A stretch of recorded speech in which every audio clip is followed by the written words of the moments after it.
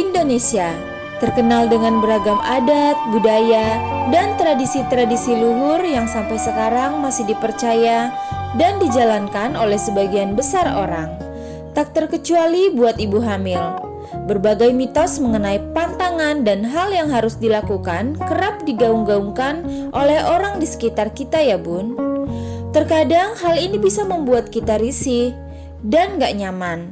Tapi ya gimana, daripada kenapa-kenapa, banyak daripada bunda yang memutuskan untuk mengikutinya saja. Nah, apa aja sih mitos-mitos selama kehamilan? Check it out!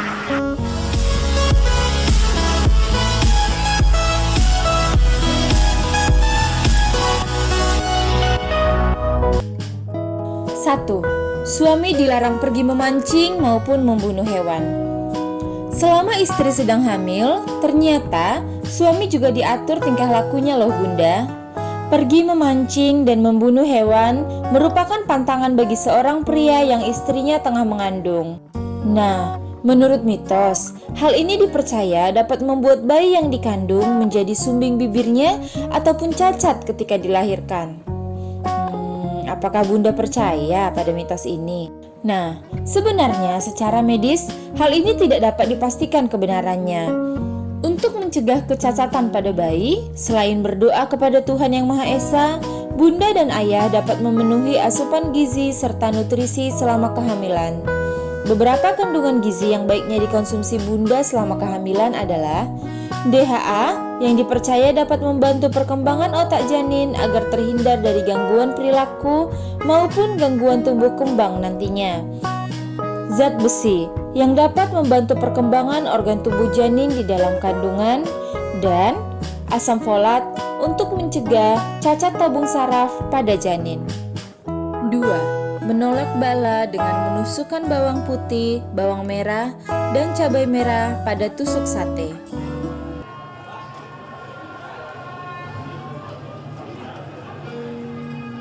Di dalam tradisi Sunda, setiap wanita yang tengah hamil disarankan untuk menggantungkan tusukan bawang putih, bawang merah, dan cabai merah di depan pintu rumah. Hal ini dilakukan untuk menolak hal buruk dan gangguan makhluk halus di rumah. Tapi tenang saja ya bun, bagi bunda yang tidak percaya dengan mitos ini, berdoa dan memohon perlindungan dari Tuhan akan jauh lebih menenangkan dan nyaman untuk dilakukan. 3. Dilarang menggunakan piring yang besar. Selama hamil, bahkan piring kita untuk makan juga diatur loh bunda. Ada mitos yang mengatakan bahwa ibu hamil dilarang menggunakan piring yang besar ketika makan. Ditakutkan nantinya ketika bayi dilahirkan akan memiliki wajah yang besar seperti piring.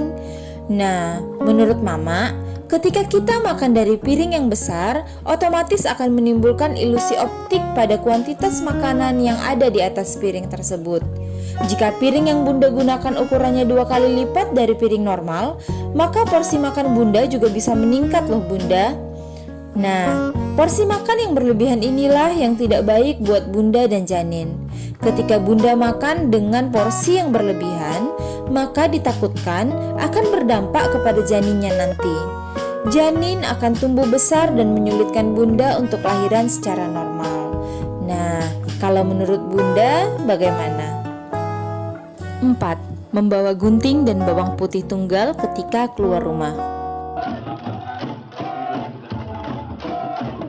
Di kalangan masyarakat, ada mitos yang menyatakan bahwa sebaiknya ibu hamil mengantongi gunting kecil dan bawang putih tunggal di dalam saku atau di lipatan baju bunda. Hal ini dilakukan agar bunda dan jabang bayi terhindar dari makhluk halus yang ingin mengganggu bunda dan jabang bayi. Nah, cara ini sebenarnya masih cukup banyak dipercaya dan dilakukan oleh sebagian ibu yang sedang hamil. Entah karena percaya atau sekedar mengikuti anjuran dari orang tua, tetapi mengantongi gunting di saku atau meletakkannya pada lipatan baju cukup berbahaya loh bunda. Lebih baik bunda membaca doa dan meminta pertolongan dari Tuhan supaya dijauhkan dari hal-hal yang tidak baik ya bun.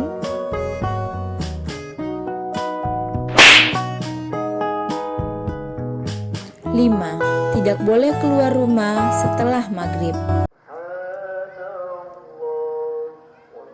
Mitos selanjutnya yang menjadi pantangan buat Bunda adalah tidak boleh keluar rumah setelah maghrib.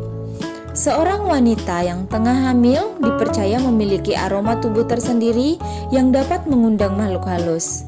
Memang banyak sekali aturan dan pantangan selama masa kehamilan ya Bunda.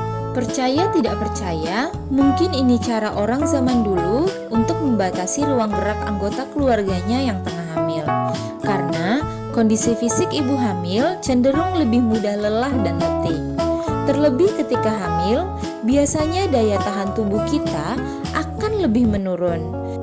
Jadi, alangkah lebih baiknya kalau sudah sore beristirahat sajalah di rumah untuk memulihkan tenaga setelah beraktivitas seharian di luar rumah ya Bunda. Sara, pero no debe dejar que el miedo te paralice ni te confunda.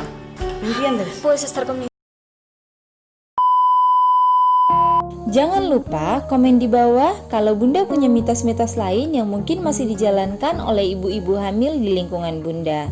Kalau Bunda suka dengan video ini, jangan lupa klik like, subscribe, dan share video ini ke berbagai sosial media milik kamu supaya mereka juga bisa lebih aware ketika sedang hamil. Terima kasih sudah menonton videonya. Sampai jumpa.